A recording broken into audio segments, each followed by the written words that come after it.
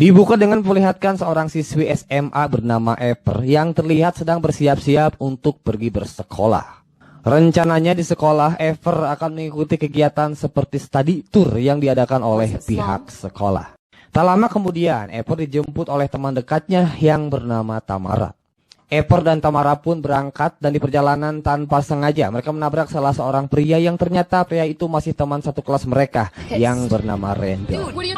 Sialnya, Randall yang baru saja ditabrak mendapatkan rundungan dari teman-teman lainnya. Mereka adalah Daniel, sosok yang sangat tak menyukai Randall. Lalu ada Jesse, pacar dari Daniel. Kemudian CS terdekat Daniel, yaitu Han. Selanjutnya, anak-anak SMA ini tiba di sekolah dan di sana mereka telah ditunggu oleh guru penyelenggara kegiatan tersebut. Kita panggil saja Pak Rahmat. Pada awalnya semua berjalan sesuai dengan rencana, sampai entah mengapa sang supir bernama Wayne ini mengarahkan setirnya ke arah yang tak seharusnya, alih-alih sesuai dengan rute awal. Seketika situasi di sana benar-benar tak karuan. Beruntung para murid tak begitu mendapatkan luka yang cukup serius dan hanya seorang Jesse saja yang mendapat luka di bagian wajah. Nah, disinilah mulai datangnya keanehan-keanehan yang diawali dengan munculnya sesosok manusia aneh. Mengapa demikian? Si manusia aneh tersebut mengintip-ngintip di balik jendela sampai membuat keributan di atap bis tersebut. Kemudian pengeras suara dari bis ini tiba-tiba berbunyi yang ternyata bersumber dari kantor pertahanan sipil Amerika Serikat. Kurang lebih pemerintah menginformasikan bahwa telah terjadi suatu tragedi wabah zombie yang disebabkan oleh kebocoran lab kimia. Untuk itu pemerintah menganjurkan kepada masyarakatnya agar berhati-hati dan sebisa mungkin mencari tempat pelindungan diri di tempat yang lebih aman. Bersamaan dengan informasi tersebut, teror kembali berlanjut. Di mana situasi mencekam terjadi dikala zombie ini mulai menampakkan diri dengan masuk ke dalam bis. Praktis, Ever dan beberapa temannya termasuk Randall langsung berlarian dari luar bis untuk melindungi diri. Sementara itu, Ever, Tamara, Randall, Daniel, Jesse, Han, dan juga Stephen menemukan sebuah bangunan terbengkalai dan mereka langsung menjadikan tempat itu sebagai tempat pelindungan. Meski mereka semua belum mengerti apa yang sebenarnya sedang terjadi, mereka paham bahwa hal terbaik untuk dilakukan saat ini adalah mengunci semua akses masuk. Masalahnya, salah satu teman mereka yang bernama Candice terlihat masih berada di luar dan begitu membutuhkan pertolongan. Dari ketujuh orang ini, hanya Ever saja yang merasa terpanggil dan berani untuk menyelamatkan temannya. Nah, karena tindakan yang dilakukan oleh Ever ini, keberadaan mereka di sana akhirnya diketahui oleh para zombie hingga kemudian situasi benar-benar kacau. Terlihat bagaimana seorang Wayne, si supir bus tadi, kini telah berperilaku layaknya seperti zombie. Tiba-tiba lampu ruangan ini seketika menyala dan tak lama dari situ muncul salah satu teman mereka yang bernama Ryan. Entah bagaimana caranya ia sampai di tempat ini, yang pasti Ryan melihat bahwa zombie yang berada di luar sana telah mencabik teman-teman mereka. Tak lama semenjak Ryan memberikan kesaksiannya, mereka kembali dikagetkan dengan kehadiran para zombie yang kini datang berjumlah lebih dari 5 orang. Seketika di sini mereka menunjukkan rasa panik sekaligus ketakutannya. Berbeda dengan Randall yang begitu tenang dan bahkan ia mampu menemukan jalan keluar. Selagi Ryan terlihat begitu kesulitan, Han dan Daniel masih berjibaku menghalau para zombie yang mulai mendekat.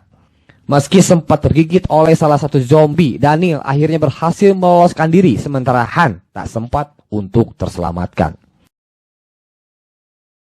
Di dalam ruangan ini, mereka menemukan keanehan dengan ditemukannya beberapa patung yang seakan-akan menggambarkan masing-masing pribadi mereka. Tapi bukan itu yang terpenting, karena Wayne, si zombie, muncul kembali dan langsung menjadi bulan-bulanan keheroikan seorang Randall. Terlepas dari itu, Daniel terlihat menunjukkan seperti gejala-gejala yang diduga efek dari luka yang ia terima. Tapi Daniel sendiri menampik hal tersebut karena di sini ia berkeinginan untuk menyelamatkan Han. Meskipun begitu, kondisi Daniel jatuh dari kata stabil. Dan tiba-tiba Wayne kembali muncul lalu mendorong Daniel menerobos jendela kaca sampai mereka berdua terjatuh ke dasar ruangan luar.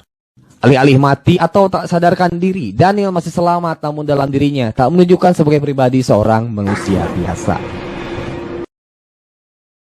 Sehingga hal itu menimbulkan beragam spekulasi di mana Randall beranggapan dan meyakini bahwa hal ini memang disebabkan oleh wabah zombie.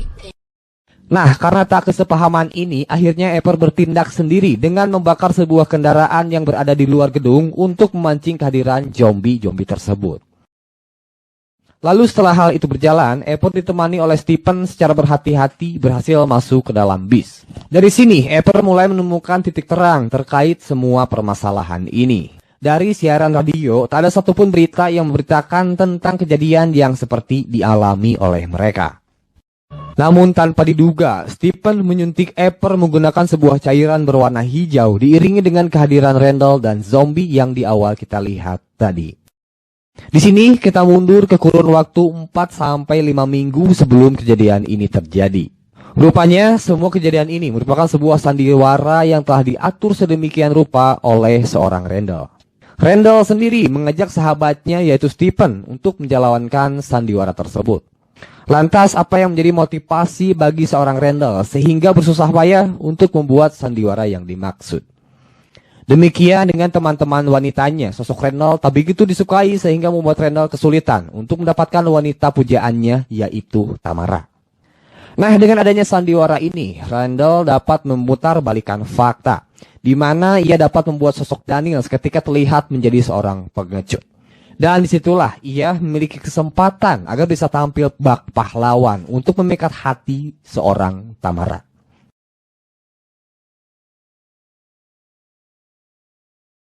Terlepas dari fakta barusan, kita melihat bagaimana kondisi seorang Ever yang berada dalam setengah sadar. Sambil berusaha menguatkan pikirannya, ia mendengar perdebatan yang terjadi antara Randall dan juga Stephen.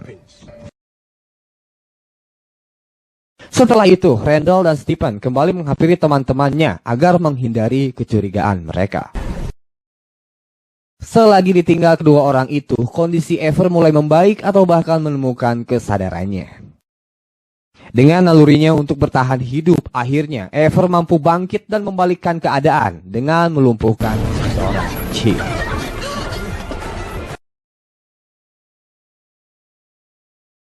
Bersamaan dengan itu, kita melihat bagaimana seorang Daniel, Han, dan teman-teman lainnya hanya bisa pasrah berada di dalam sebuah kurungan.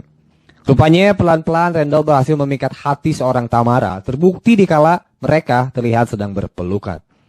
Kepada kawan-kawan yang tersisa, Randall mengajak kepada mereka untuk sama-sama menghabisi teman-teman mereka yang telah terjangkit virus.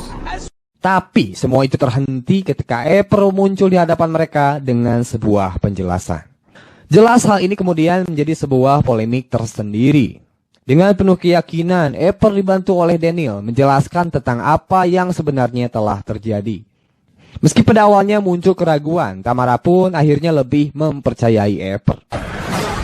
Sampai pada akhirnya semua kebohongan terbongkar, di mana kita melihat sebuah dinding bergambar yang menggambarkan bahwa Randall adalah sosok pahlawan. Bersamaan dengan itu, Stephen kecolongan sehingga membuatnya harus menjadi bulan-bulanan Daniel dan kawan-kawan. Kemudian di sini kita terfokus kepada seorang Randall yang saat ini sedang berada dalam posisi terpojok. Karena terlanjur, Randall sudah tak memiliki pilihan lain lagi selain menyerang teman-temannya. Namun apa daya, Randall tak mampu berbuat banyak hingga pada akhirnya ia berhasil dijatuhkan oleh Ever menggunakan suntikan obat bius.